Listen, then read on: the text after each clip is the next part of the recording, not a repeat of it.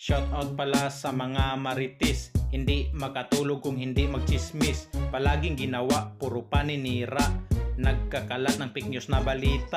Mga marites usong-uso ngayon, nanlilibak sa buong maghapon. Grabe katamad ang mga luko-luko, feeling mayaman akala mo kung sino. Noong Sabado aking nadaanan, mga marites kong mga kaibigan, nakatingin sa akin at nagtatawanan.